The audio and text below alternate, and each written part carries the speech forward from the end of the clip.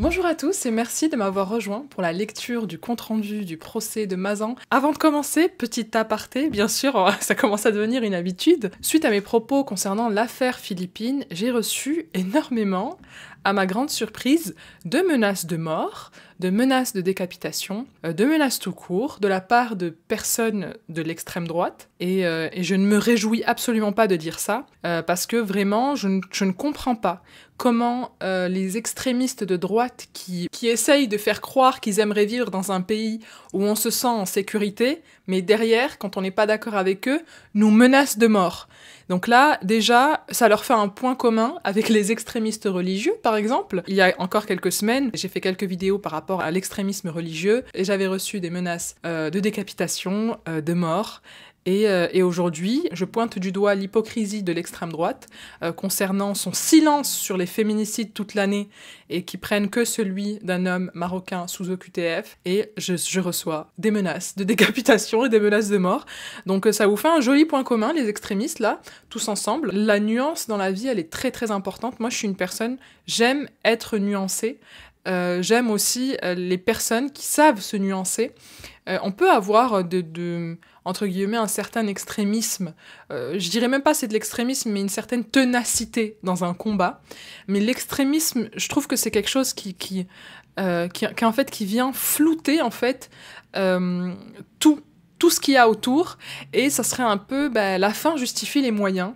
Et là, aujourd'hui, j'assiste à ça. Bon, alors, heureusement que je suis extrêmement forte mentalement. Ça me touche pas, mais c'est pesant. C'est pesant parce que c'est lourd en fait dans les commentaires. J'adore lire vos commentaires de soutien, d'encouragement, vos témoignages aussi. Vraiment, j'adore vous lire. Et en fait, c'est pesant d'avoir un commentaire sur deux qui dit des choses abjectes, ou surtout dans mes DM, parce que certains n'ont pas les cojones, on va dire, de l'afficher et viennent directement en DM. Déjà que j'ai beaucoup de mal à répondre à vos DM en règle générale. Là, du coup, j'ai essayé de ne pas trop regarder. Bon, après, je vais être obligée quand même d'aller regarder, mais voilà, c'était ma petite aparté extrême droite qui vient essayer de me pourrir la vie, mais en rien, mais jamais de la vie, je ne justifierai... Enfin, parce qu'en fait, on essaye de faire croire que parce qu'il était marocain, je défends ce qu'il a fait. Enfin, on va quand même très très loin. On va extrêmement loin. Moi, je dis juste que Philippines, elle n'a pas été tuée seulement par un Marocain sous OQTF. C'est juste une variable. Mais la réelle cause, c'est un homme qui a tué une femme parce qu'on est dans une société patriarcale où les hommes ont un besoin enfoui de vouloir dominer la femme, et la dominer par la violence. Et c'est ça le problème. Elle est là, la racine du problème, et c'est ça que je traite, moi. Moi, je traite pas par les nationalités. Moi, je m'en fous de la nationalité. On n'en est pas là, qu'est-ce que j'en ai rien à... Enfin, bon, bref. Je vous propose qu'on commence. L'aparté est terminée. C'est juste que, voilà, je voulais partager quand même ça avec vous, parce que ça m'avait quand même un petit peu remué, et je voulais quand même mettre les choses au clair. Rien de ce que vous direz, oui, vous, je parle à vous, les extrémistes, rien de ce que vous direz ne me fera flancher. Moi, en plus, je suis quelqu'un de très ouverte à la conversation, au dialogue et au débat, parce que je pense qu'on ne peut pas juste rester reclus chacun entre nous, que ça va mener à rien. Il faut quand même, à un moment donné, qu'on trouve des ponts pour se rejoindre et discuter. Donc, rien ne me fera flancher. Par contre, les menaces de mort, non, quoi. Non. Voilà, si on pouvait éviter, voilà, dans le dialogue, de se menacer de mort et de décapitation, ce serait pas mal. Bref, je vous propose qu'on commence de suite. Aujourd'hui, on va lire le thread de Marion Dubreuil. Je crois que Juliette Compion était là aujourd'hui, mais elle n'a pas pu le finir. Ah mince, ma souris bug un peu. Alors, on va utiliser... J'ai fait tomber ma souris, ouais. Et oui, dans l'énervement, je l'ai claqué sur le sol. Non, pas du tout, elle m'a glissé des mains quand je suis partie avec la souris au salon, et voilà. Du coup, je vais faire avec ça, c'est pas grave. 6e semaine à Avignon, où comparaissent 51 hommes accusés de viol aggravé. La cour criminelle départementale du Vaucluse doit entendre aujourd'hui le frère de Dominique Pellicot et le mari de Caroline Darian. Rattrapage avec l'enquête de personnalité de Vincent C., condamné en 2021 pour des violences conjugales en 2020. Il disait l'avoir seulement secoué, explique l'enquêtrice, parce qu'il ne comprenait pas pourquoi il lui avait demandé de partir en novembre 2020. Il a conservé son emploi de chauffeur poids lourd, encore un chauffeur poids lourd, avec son employeur qui lui émet chaque mois un bulletin de salaire nul, pour le garder dans ses effectifs. Ce n'est pas anodin, souligne l'avocat de Vincent C. Il est désormais question de l'enquête de personnalité et d'un autre accusé, Patrick A. En couple avec une femme, il s'efforcera de refouler son homosexualité jusqu'en 2010 où il se sépare de sa femme. Il multiplie ensuite les rencontres, notamment sur Internet. Reconnu adulte handicapé depuis 2014, passionné de vide-grenier, Patrick A. souhaiterait devenir brocanteur professionnel. Il n'a pas d'amis. Le seul entourage dont il dispose est composé de son ex-femme et de sa fille. Il admettait un sale caractère et une mauvaise humeur. Patrick A. n'a jamais pu évoquer son homosexualité avec ses parents. Demande Maître Lantelme à l'enquêtrice de personnalité. Non, ses parents ont voulu empêcher son mariage parce que la fiancée était son aînée de 11 ans. Ah, oui. La Cour va maintenant entendre le mari de Caroline Darian, Pierre P. En qualité de témoin, son audition avait été rapportée la 2e semaine du procès. « Votre lien de parenté avec Monsieur Pellicot ?» demande le président. « J'étais son gendre. Pour moi, il n'existe plus. Je suis le gendre de Gisèle Pellicot », répond Pierre P. Je sais pas pourquoi ça me touche trop quand c'est un membre de la famille qui parle. C'est un truc de fou, ça m'émeut limite. Je vais reformuler votre lien sur un plan administratif. Je suis le gendre de Monsieur Pellicot. J'ai adoré cet homme, on avait beaucoup de choses en commun. Quand ils se sont installés à Mazan, il est venu de moins en moins chez nous pour voir les enfants. Il semblait s'ennuyer quand il était là, explique Pierre P., le mari de Caroline Darian. Progressivement, on ne pouvait plus téléphoner à ma belle-mère, c'est lui qui répondait. Il nous disait qu'elle dormait parce qu'elle était fatiguée. Elle s'était trop occupée des enfants, donc c'était crédible. Il nous expliquait ça régulièrement, explique Pierre. Et quand enfin on pouvait lui parler au téléphone, elle avait des propos incohérents. Elle semblait dans le gaz. L'état de santé de ma belle-mère nous inquiétait beaucoup. Et on croyait à sa thèse perverse que c'était nous qui la fatiguions. Poursuit Pierre P. Ah ouais, en fait, il faisait croire à Caroline, donc sa fille, et Pierre, son mari, que en fait, c'est à cause d'eux que Gisèle Pellicot, elle était fatiguée, quoi. Putain, quelle enflure. Je comprends maintenant que le seul objectif, c'était de la maintenir sous son joug. Pierre P. raconte un épisode où, avec son fils, il appelle Gisèle Pellicot dans la voiture de retour du rugby, et où elle répond 3 fois la même chose, des propos incohérents. C'est Pierre P. qui a reçu le premier coup de fil de Gisèle Pellicot pour lui apprendre l'arrestation de Dominique Pellicot. Le ciel nous tombe sur la tête. Il explique avoir tout organisé pour que la famille rejoigne le plus rapidement Gisèle. Le cri de Caroline s'est transformé en colère qui ronge quand elle a découvert qu'il y avait aussi des photos d'elle dénudée. Comment rajouter l'horreur à l'horreur et puis des dénégations, explique Pierre P. Il a fallu apprendre en novembre 2020 à un petit garçon qu'il ne verrait plus jamais son grand-père parce qu'il avait fait du mal à sa grand-mère. Pendant 2 ans, il allait consulter. Depuis, il va bien. Il a 10 ans aujourd'hui. Ah ouais, donc leur petit, le petit de Caroline Darian, à 8 ans, il a dû aller consulter. Ok. Quand je lui ai dit que je viendrais déposer aujourd'hui, je lui ai proposé de lire un texte qu'il aurait écrit. Il a accepté et puis finalement, il a renoncé. Il m'a dit « Je n'ai plus rien à dire ». Pierre P. répète « Il n'a plus rien à dire à son grand-père ». Oh, ça me touche. En fait, il a dit qu'aujourd'hui, il allait pouvoir parler avec son grand-père. Et... Ah, ça me touche. Et en gros, il pouvait lui dire quelque chose. Il avait écrit un texte, le petit là de 10 ans, de Caroline, son petit-fils du coup. Et en fait, là, il lui a dit « J'ai plus rien à te dire ». Putain. Ah, en fait, autant quand on parle des accusés et tout, bon, j'ai vraiment beaucoup de distance, autant de voir une famille déchirée. Pardon, je suis un peu émue, mais autant de voir une famille à ce point déchirée, etc. Franchement, ça m'émeut énormément, vraiment beaucoup. Je vais essayer de continuer. Ma vie d'après, c'est d'essayer de préserver mon fils et essayer d'épauler ma femme, explique Pierre P. Le make-up. Oh là là. Maître Camus l'interroge désormais sur les photos de Caroline Darian. Pierre P. est affirmatif.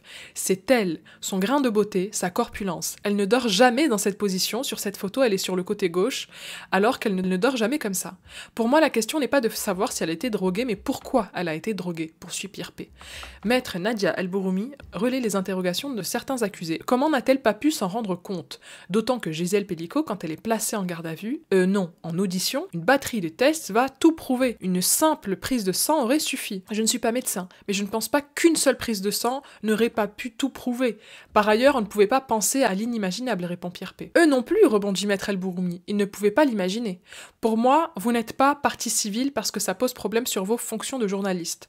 On a du mal à travailler parce qu'un tribunal médiatique a déjà été tranché. S'émeut Maître El-Bouroumi. C'est ça qui t'émeut, Nadia El-Bouroumi? C'est ça qui t'émeut?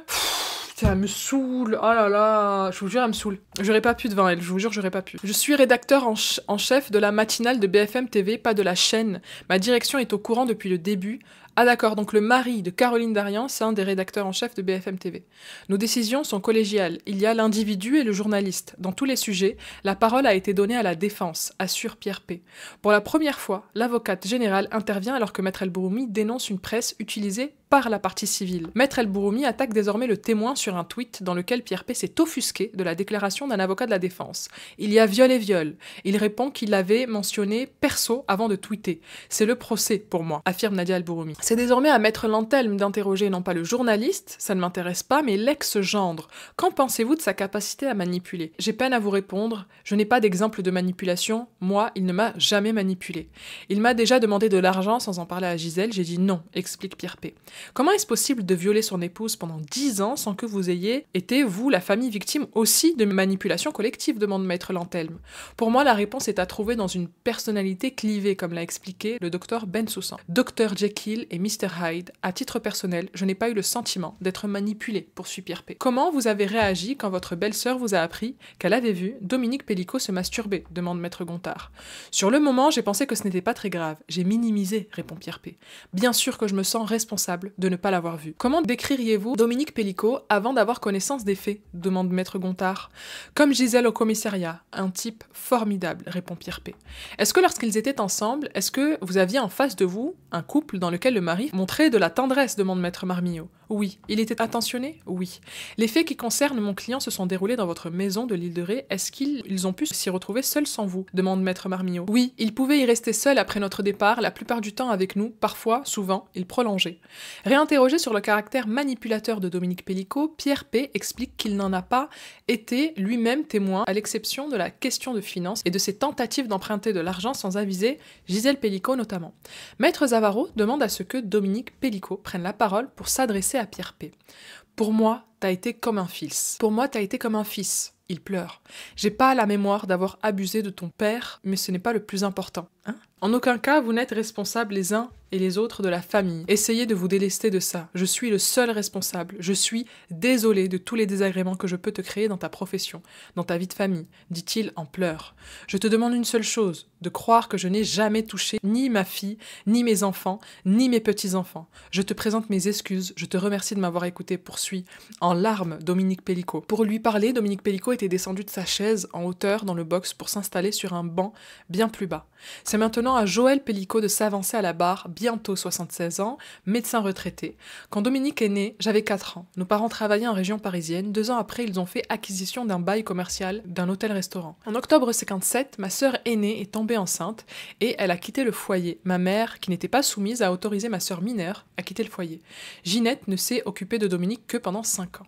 Mes parents ont rejoint un château qui cherchait un contremaître via une annonce télévisuelle. 118 hectares de bois de Vallon d'Étang, c'était un miracle. Les châtiments corporels étaient monnaie courante. Les claques au lycée, les martinets n'ont disparu qu'en 83. Joël Pellicot raconte son collège, à bicyclette, mais explique que son frère préférait le ballon de devoir. Il raconte ensuite la petite maison dans laquelle la famille a grandi, jusqu'à que sa mère et son beau-père rachètent un corps de ferme. Dans cette ferme, nous avons accueilli Nicole qui souffrait d'un retard psychoactif, surtout un syndrome d'abandon. Après être passée par une vingtaine de familles d'accueil, elle a été à l'école quand même et elle a appris à lire et à écrire. J'étais au lycée, mais je revenais tous les week-ends et les vacances pareil pour les études de médecine. J'ai quand même suivi jusqu'en 1970 la famille de très très près. Mais je n'ai jamais vu ni ma mère ni mon père nus. Jamais de bain de douche porte ouverte. Jamais dans le sens d'une perversion de quoi que ce soit. Ginette Pellicot, sa sœur aînée, avait expliqué avoir fui le foyer et son beau-père qui l'avait agressé sexuellement. Le 2 mars 1986, j'étais bien seule quand ma mère est morte. Il pleure et assure qu'il avait promis de s'occuper de son beau-père et de Nicole, la petite fille adoptée par la famille. En 87, j'ai constaté l'irréparable. Denis Pellicot, son beau-père, avait mis Nicole dans son lit. Il a alerté l'ASE, il ne pouvait rien faire. Nicole était majeure et faisait ce qu'elle voulait. Il dit avoir confronté Denis, l'accusant d'inceste. À la mort de Denis, Joël Pellicot découvre que Denis Pellicot avait été condamné pour une relation avec une mineure. Il dit avoir retrouvé un courrier adressé par Dominique Pellicot à son cher petit papa. Dominique Pellicot est un être autoritaire, le châtiment corporel fréquent. Joël Pellicot assure que Denis Pellicot les traitait néanmoins de manière juste avec équité. Il nous avait appris à nager, à faire de la bicyclette. Il partageait le football. Facile de dire, à l'égard d'un disparu, que c'était un environnement primaire déficient. Nous pouvions être droits et devenir honorables, assure Joël Pellicot. Je suis très inquiet pour mes neveux, ma nièce, mes petits-neveux. Je sais combien il est difficile de sortir de ces menaces à long terme. J'ai beaucoup d'amour pour eux. J'ai beaucoup d'admiration pour Gisèle. Je mesure l'énergie pour tenir debout face à cette barbarie monstrueuse, assure Joël Pellicot. Dans quel but vous avez prescrit du Temesta à Gisèle Pellicot, demande le... Ah, c'est lui qui avait prescrit le Temesta à Gisèle Pellicot. De temps en temps, je les avais au téléphone de 1990 à 2020. Je n'ai pas dû les voir plus d'une quinzaine de fois. J'ai prescrit du Temesta 1 gramme à Gisèle Pellicot, angoissée avec des troubles de sommeil. Quand Caroline s'est inquiétée pour sa maman, je leur ai dit qu'il fallait consulter, scanner, IRM, voir un neurologue pour déterminer rapidement ce qu'il se passait. Les prises de sang ne montraient pas grand-chose, explique Joël Pellicot. On ne trouve que ce qu'on cherche. Systématiquement, quand on se pose la question de la santé de Gisèle Pellicot, affirme Joël Pellicot, Dominique répondait que c'était la fatigue, les déplacements, la famille. Joël Pellicot explique que son frère Dominique Pellicot lui empruntait de l'argent, la plupart du temps à fond perdu, que Dominique a essayé de lui soutirer de l'argent jusque de l'autre côté des barreaux, et qu'il a refusé à partir du moment où il est rentré en prison. Dominique est un grand manipulateur. Il a manipulé toute sa vie les gens qui l'entouraient. Petit sur le mode de la séduction, il était enjôleur. Plus grand aussi, il se faisait à l'instar de son père, l'avocat du diable, assure Joël Pellicot. Dominique avait une faculté à adapter son discours pour mieux manipuler, à mentir au fur et à mesure, à trouver une solution pour se mettre en position dominante, poursuit Joël Pellicot. Ça a toujours été quelqu'un qui cherchait à plaire ? Oui. Il cherchait toujours à briller un peu, il avait peut-être un regret de ne pas être à la hauteur de son frère, parlant de lui-même à la troisième personne. Il aurait très bien pu étudier s'il en avait eu le courage. Joël Pellicot évoque un épisode où Gisèle Pellicot avait quitté le foyer pour se réfugier chez son beau-frère et sa belle-sœur. Il vivait très très mal l'évolution du couple. Il était dans une furie. À moto, il a foncé dans mon tibia, heureusement que nous étions là. Sinon, il aurait pu commettre des violences sur Gisèle, sa jalousie et sa possession l'ont peut-être mené vers autre chose. Il voulait toujours plus. Est-ce que ces sentiments de possession, jalousie peuvent être à l'origine des faits ? Depuis 4 ans, je me suis posé beaucoup de questions. J'ai fait le tour de notre enfance et je n'ai rien trouvé. Je pense que ça peut être un facteur de la transmission de sa personnalité avec la pénétration de la pornographie dans la vie quotidienne, soulève Joël Pellicot. Vous n'avez aucun souvenir d'activité sexuelle de vos parents avec d'autres adultes ? Demande un assesseur. Les parents étaient trop prudes et trop secrets pour l'exposer comme ça. Je ne crois pas à ce que Dominique raconte de les avoir surpris. Il y a toujours eu une barrière avec les enfants, assure Joël Pellicot. Il affirme avoir été victime de viol. C'était à Pâques. Dominique, 8 ans et demi, passait son temps à nous agacer. Ce jour-là, de colère, j'ai pris une pierre et lui ai balancé. Ça a saigné. Dominique a été hospitalisé pour une transfusion. Il n'a été hospitalisé qu'une seule journée, et pas 3 ou 4 comme il le prétend. C'est le seul inceste avec Nicole que vous aviez eu à connaître ? Oui, répond Joël Pellicot qui s'appuie sur un courrier de sa mère qui demandait à Nicole de rester avec son mari jusqu'à ce qu'elle lui trouve un bon mari. Votre sœur Ginette dit avoir subi ses avances. Ginette n'a jamais supporté qu'il remplace son père, répond Joël Pellicot. Vous avez retrouvé de la lingerie à trous chez votre beau-père ? Nicole avait de la lingerie, je m'en rappelle pas précisément. Dominique Pellicot peste dans le box. Joël Pellicot ne donne pas non plus crédit au viol collectif auquel Dominique dit avoir participé à 14 ans en apprentissage. Il ne m'en a jamais parlé. Dominique Pellicot dit que vous connaissiez la victime, souligne l'assesseur. Première nouvelle, s'agace Joël. Je ne connais pas cette femme, je n'en ai jamais entendu parler. Bizarre. En fait, si vous vous rappelez, le viol collectif dont il parle, c'est quand Dominique Pellicot s'est fait dépuceler. En fait, il était dans un chantier, il y a un mec qui est sorti de nulle part, rappelez-vous, qui l'a attrapé, et il y avait une petite handicapée. Et en fait, tout le monde tournait dessus, et lui, en gros, ils lui ont mis sa tête dans sa donc voilà, apparemment c'est comme ça qu'il a connu sa première expérience sexuelle. Et en gros là, Joël, son frère, j'essaie de vous l'expliquer parce que c'est vrai que si vous n'avez pas vu les vidéos précédentes, ça va pas vous parler. Mais du coup là, en gros, ce que Joël Pellicot nous dit, c'est que lui ne connaissait pas cette petite handicapée, et que, en tout cas, Dominique Pellicot, à l'époque, ne lui a pas parlé de viol collectif. Parce que Dominique Pellicot a dit que Joël, son frère, connaissait la victime de viol collectif à ce moment-là. Donc, bizarre. Je sais pas ce que vous en pensez, mais je trouve ça bien. Ah mince, c'est vrai, la souris marche pas. Ce dossier, c'est aussi celui de l'errance médicale, que vous aviez comparé les symptômes de Gisèle à un surmenage, un aspirateur dont le sac aurait dû être vidé de temps à autre, demande Maître Camus pour Gisèle Pellicot. Joël Pellicot répond à côté. Certaines mauvaises langues viennent dire que ce dossier vient ternir la réputation d'un notable qui voudrait faire de la politique. Ces histoires d'inceste seraient à mettre de côté. Je n'ai pas de volonté politique ni de destin politique, assure Joël Pellicot. Je pense que ce qu'il s'est passé après la naissance de Florian, son 3e enfant, est plus important que ce qu'il a vécu dans l'enfance. C'est dramatique, monstrueux, mais je n'ai pas d'éléments à faire approuver avant la disparition de ma mère, explique Joël. Il a nourri sa famille de mensonges pendant plus de 30 ans. Pendant 30 ans, il n'a jamais abordé ce type de sujet. Vous avez quand même dit qu'il a abordé dès son retour à l'hôpital. Oui, mais après, plus rien, il n'en a jamais reparlé. C'est faux, affirme Dominique Pellicot, hors du micro, depuis le box. Jamais Ginette ne m'a parlé de quoi que ce soit, affirme Joël.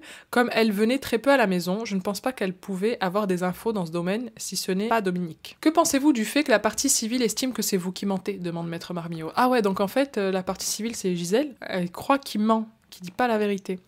Qui aime bien châtie bien, j'avais de l'affection pour Dominique, mais au titre de cette affection, que dois-je dire autre que la vérité, demande Joël Pellicot. Je veux bien qu'on dise que j'exagère un peu, mais à la hauteur de la douleur que j'ai par rapport à mon frère, que j'ai aimé et qui a détruit la famille, confie en larmes Joël Pellicot. J'ai écrit une fois à Dominique Pellicot en prison pour lui demander de dire que sa fille était elle aussi victime de sa monstruosité, sinon on risquerait de se retrouver dans des circonstances dramatiques. Dominique m'a répondu que tout cela était de ma faute, parce que j'avais lancé un caillou sur sa tête, comme pour diluer sa responsabilité. Ah ouais, d'accord. Pardon. En gros, Joël, il a écrit à son frère Dominique, quand il était en prison, pour dire « Avoue que t'as fait quelque chose aussi à ta fille Caroline. » Et il lui a répondu « Tout ça, c'est de ta faute, parce qu'à 8 ans, tu m'as jeté le caillou sur la tête, et du coup, il a dû se faire hospitaliser. Du coup, l'infirmier, il a pu avoir une violence sur lui. » quoi. Ouais, c'est effectivement, il décharge énormément la responsabilité, même. Hein. Comment a-t-il pu devenir cette chose, dont cet auteur de ces monstruosités? J'ai beaucoup de rancœur à cet égard. Joël Pellicot assure que lorsque son frère Dominique a été arrêté, il était sur le bateau d'un de ses neveux sur lequel il aurait dû l'accompagner. Il l'avait appelé quelques jours avant pour justifier son absence, disant être convoqué par la police pour une bagarre avec un voisin. Réinterrogé, il a menti jusqu'au bout, le type, quoi. Réinterrogé sur les agressions sexuelles et viols qu'a dénoncé Dominique Pellicot, enfant à l'hôpital dès son retour à la maison, Joël Pellicot assure que leurs parents ne l'avaient pas cru en disant qu'il avait été pris en charge par une infirmière et non un infirmier comme il l'avait dit. Pour être allé à Mazan en 2019, on voyait un couple heureux, affirme Joël Pellicot. Eux aussi, comme nous, on s'est laissé berner, on a laissé passer un certain nombre de choses. La manipulation s'arrête à la porte d'entrée, affirme Joël Pellicot sur la question de la défense. Après, c'est de la sauvagerie. C'est à Maître Zavaro, l'avocat de Dominique Pellicot, de questionner Joël Pellicot. Les faits sont détestables, nous sommes d'accord. Mais votre sœur, Ginette, est venue à cette audience et elle a dit « Je sais ce que mon frère va vous dire, je vous demande de ne pas vous en souvenir. » Ginette m'a demandé de ne pas en rajouter, c'est la famille, je suis désolée, ce n'est pas ma manière de voir les choses, affirme Joël Pellicot. Est-ce que vous étiez au courant que Denis Pellicot s'est emparé des économies de Gisèle et Dominique Pellicot et dit qu'il voulait les empêcher de se marier? Ah ouais, donc le père de Dominique, il s'est emparé de leurs économies pour les empêcher de se marier. Ok. Non, admet Joël Pellicot. Je pense que ce que Dominique a vécu dans son enfance n'est pas aussi déterminant que la suite. Il a vécu quoi, à l'époque? Un environnement familial qui n'était pas aussi dégradé qu'il a voulu le faire croire. Vous m'accorderez un père violent. Dominique Pellicot reprend le micro pour s'adresser à celui avec lequel il a partagé une enfance, en partie heureuse et violente. Tu peux pas avoir oublié que j'ai appris l'heure sous les coups. C'est mensonge que c'était un long fleuve tranquille. Dominique Pellicot. Tu ne peux pas te rappeler des corvées qu'on devait faire sous menace d'être tabassé. Je préfère garder le souvenir de celui avec qui je poussais le ballon. J'ai passé plus de temps avec ma femme qu'avec toi, mon garçon. Dominique Pellicot. Quand t'es parti à Châteauroux, j'ai pleuré, je me suis retrouvée seule. Dominique Pellicot désigne son frère Joël du doigt. J'accuse mon frère d'avoir couvert l'inceste de mon père. Le premier qui a bousillé la famille, c'est notre père, qui n'a jamais payé à cause de lui. Reprise de l'audience. Ah, il y a dû avoir une pause. Avec l'audition d'un homme avec lequel Dominique Pellicot avait échangé sur Coco, un homme qui a été placé en garde à vue, puis laissé libre, sans charge retenue contre lui. C'est qui ce monsieur? Il s'agit d'un chauffeur routier de 42 ans. Vous avez été auditionné dans le cadre de cette affaire et vous avez été mis hors de cause, rappelle le président. Nous n'allons pas refaire votre procès, vous allez être entendu comme témoin. J'ai été contacté par monsieur Pellicot sur le site Coco pour faire des travaux de jardinage et comme moyen de paiement, il me proposait sa femme. Distance. Nous avons échangé et quand j'ai posé des questions sur le déroulement, il m'a dit qu'il donnait un cachet à sa femme pour la détendre. Est-ce que vous avez échangé avec Monsieur Pellico sur le salon à son insu? Non. C'est en discussion privée que Monsieur Pellico vous a proposé une relation sexuelle avec son épouse? Et est-ce que c'est ce que vous recherchiez? Non, pas du tout. Plus pour voir des photos. Moi, je cherche du travail pour arrondir les fins de mois, pas pour être payé en sexe, assure le témoin. Qui envoie les photos? Demande le président. Les deux. Je reçois des photos d'une femme allongée sur le ventre nu, dos et fesses. Et vous? Moi en caleçon. Il m'a bien précisé que c'est lui qui donnait un cachet à sa femme pour la détendre. Est-ce que vous vous dites qu'elle est d'accord ou pas? À aucun moment. C'est le cachet qui vous fait renoncer? Tout à fait. S'il n'avait pas parlé de cachet, est-ce que vous auriez donné suite? Demande un assesseur. Non, je vais sur des sites car je suis un peu fantasmeur, mais passer à l'acte, hors de question. Est-ce que dans votre esprit, il était acquis que c'était un cachet donné à son insu? Demande Maître Camus pour Gisèle Pellico. C'est flou, ses propos étaient confus, répond le témoin. Vous vous estimez victime d'une manipulation? Peut-être. À laquelle vous avez résisté vite. Votre numéro était enregistré sous le nom de Jérôme Vélo, demande l'avocat général. Oui, si sa femme tombait dessus, je devais dire qu'on se connaissait par le vélo. En garde à vue, vous dites que vous comprenez qu'elle sera dans un état inconscient parce que Dominique Pellico vous dira qu'elle sera stone dans le coltard. Oui. Vous aviez compris que ces cachets seraient administrés à son insu. Vous aviez compris aussi qu'il avait déjà fait ça, demande l'avocat général. Il avait dit qu'il faisait ça avec un groupe d'amis. Pourquoi ne pas l'avoir dénoncé? J'avais pas de preuves et je voulais pas que ma femme sache que j'allais sur ces sites. Putain. Vous avez eu le sentiment d'avoir été démarché, demande l'avocat général. Sollicité, répond le témoin. Vous l'avez trouvé insistant? Au départ, oui, mais pas après. Il vous a envoyé des photos spontanément ou vous avez demandé? C'est peut-être moi qui ai demandé. Il a été insistant pour avoir mon numéro de téléphone pour échanger ailleurs que sur Coco. Pour être plus discret, demande l'avocat général? Peut-être, admet le témoin. C'est pas parce que je vais sur des sites que je ne respecte pas la femme. Ça m'a choqué, le terme offrir. C'était des paroles de macho qui ne laissaient pas le choix à sa femme. Vous êtes libertin? Non, pas du tout. Bonjour, lui dit Maître Marmignot. Je suis un avocat d'un de ceux que vous auriez pu rejoindre si vous aviez été plus loin. Ça fait rire. Dans les échanges que vous aviez eus, avez-vous eu un échange vocal? Oui. Qu'avez-vous pensé, qu'avez-vous ressenti quand vous étiez au téléphone avec Monsieur Pellico? Je ne sais plus, c'était au travail. Vous souhaitiez une relation sexuelle consentie, mais lui voulait imposer le contraire. On peut dire que vos hésitations vous ont sauvé, conclut Maître Marmignot. Vous êtes une forme de rescapé dans cette histoire, commente Maître Gontard. Est-ce que vous saviez tout du projet criminel de Monsieur Pellico, demande Maître Gontard. Non. Au départ, il vous propose quoi? Un projet avec lui ou avec sa femme? Avec sa femme. C'est un gars comment, Dominique Pellico? Au début calme et après dominateur, répond le témoin. Sympa? Au départ, oui. Rassurant? Un petit peu, oui. On avait le sentiment qu'il avait deux personnalités. Sympa au téléphone et par message, il voulait aller vite, explique le témoin. Vous avez le sentiment d'avoir été manipulé? On a juste fait des échanges et je me retrouve ici. Il avait fait un dossier avec les photos. Si on écoutait Monsieur Pellico, vous seriez poursuivi, lui dit Maître El Bouroumi. Vous envoyez des photos de triolisme ou des photos de viol? De triolisme, explique le témoin. Vous avez parlé de quoi avant de parler de travaux de jardinage? Votre profil, il indiquait pas le jardinage, demande Maître Zavaro. On a parlé de mon métier, j'ai dit que j'étais chauffeur poids lourd et après il m'a proposé du jardinage contre sa femme. À un moment, les présentations de Dominique Pellico sur ses agissements, elles sont limpides. Vous avez dit en garde à vue qu'il administrait un somnifère à sa femme pour l'endormir. Et vous lui auriez répondu, c'est du viol et je ne suis pas d'accord. Le témoin concède qu'il a bien eu des consignes précises de Dominique Pellico. Venir entre minuit et 2h du matin, pas de tabac, pas de parfum. Il vous dit également que ça sera filmé, ajoute Maître Zavaro. Pourquoi le relancer alors que vous le dites vous-même, ce personnage ne vous plaît pas, demande Maître Zavaro. Je ne sais pas, répond le témoin. Le deuxième homme qui témoigne se présente comme fonctionnaire du Vaucluse. Il connaît l'un des accusés qui comparait dans le box, Vincent C., lui aussi entendu et mis hors de cause. J'ai croisé Monsieur Pellico sur Coco pour me proposer sa femme en me disant qu'elle prenait des cachets et qu'elle dormirait. Pour moi, l'histoire s'arrête là. J'ai été surpris d'avoir été interrogé pendant 2 heures, pris dans les mailles par une erreur, explique ce témoin. J'allais sur Coco pour rencontrer des filles de mon âge. Des rencontres, demande le président. Normal, répond le témoin. Avez-vous eu accès au salon à son insu? J'ai navigué sur des salons pour des photos.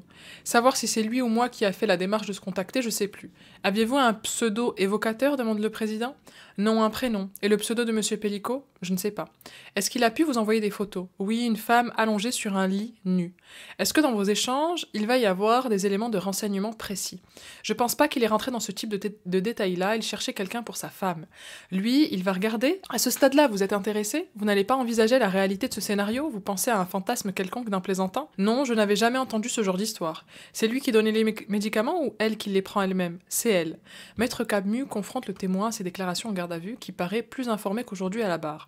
Ce qui me surprenait, c'était que je ne voyais pas comment on ne pouvait pas se réveiller avec des relations sexuelles, explique le témoin. Vous vous estimez un rescapé, un miraculé? Non. Avez-vous eu le sentiment que M. Pellico voulait vous tordre le bras? À la fin, il me disait « Viens, viens !» Putain, j'allais faire une blague. J'allais dire « Viens, viens, on est bien !» C'est pas drôle. Pardon. Je la couperai au montage, celle-là. Oh putain, j'en ai marre, franchement, c'est... Monsieur Pellico a indiqué à votre sujet « Monsieur est venu chez moi et il est venu plusieurs fois. Quand j'ai interrogé les enquêteurs, ils m'ont dit que Dominique Pellico m'avait reconnu puis il était revenu sur ses déclarations. Je disais aux enquêteurs « Regardez mon téléphone et la vidéoprotection. Même si j'avais pas fait d'études, j'aurais refusé de voir quelqu'un qui dort », répond ce fonctionnaire détenteur d'un double master Histoire Géo. Hein? Quoi? Je vois pas ce que ça fout là. Vous dites que c'est évident, c'est un viol, explique Maître El Bouroumi. Mais vous n'appelez pas la police. Mais moi, je suis convaincue que sur le moment, vous ne pensez pas au viol. C'est après au poste avec la police que vous mettez ce mot. Au début, je pensais pas que c'était vrai. Là, je crois qu'on passe au témoignage de l'ex-compagne de Vincent C. La plainte, c'était la finalité de 3 ans de violence, indique l'ex-compagne de Vincent C. À chaque épisode de violence, je le laissais repartir, il revenait et les violences reprenaient, c'était un cycle. Il buvait et fumait, il avait le ricard méchant, explique l'ex-compagne de Vincent C. Ça vrillait dans son cerveau, il imaginait des choses, comme des crises de schizophrénie, on s'est séparés en octobre 2020. On avait une vie sexuelle normale, explique l'ex-compagne de Vincent C, mais lui aurait voulu tous les soirs. Quand je disais non, il soufflait, faisait la tête. Après, c'était normal, pas de requête tordue. Il était basé sur la chose, sans demande extrême. Déjà, quand t'appelles ce merveilleux moment où tu fais l'amour la chose, il serait peut-être temps de penser à se séparer. Je dis ça, je dis rien. J'ai trouvé des photos de moi, explique l'ex-compagne de Vincent C, notamment en maillot de bain avec un zoom. Elle montre ses parties intimes. L'ex-compagne de Vincent C raconte les nuits où il harcelait de messages d'appel. Je pense qu'il a un problème profond avec les femmes. Il dénigre la femme. J'ai mis beaucoup de temps, beaucoup de cœur dans cette relation en tant que maman solo parce qu'il était très gentil avec ma fille. Moi, il me tapait, mais il s'occupait bien d'elle. Mais putain, mais... ça m'énerve. Je vous jure que... En fait, ce qui m'énerve, c'est que mesdames, vos enfants vous voient, vos enfants vous sentent.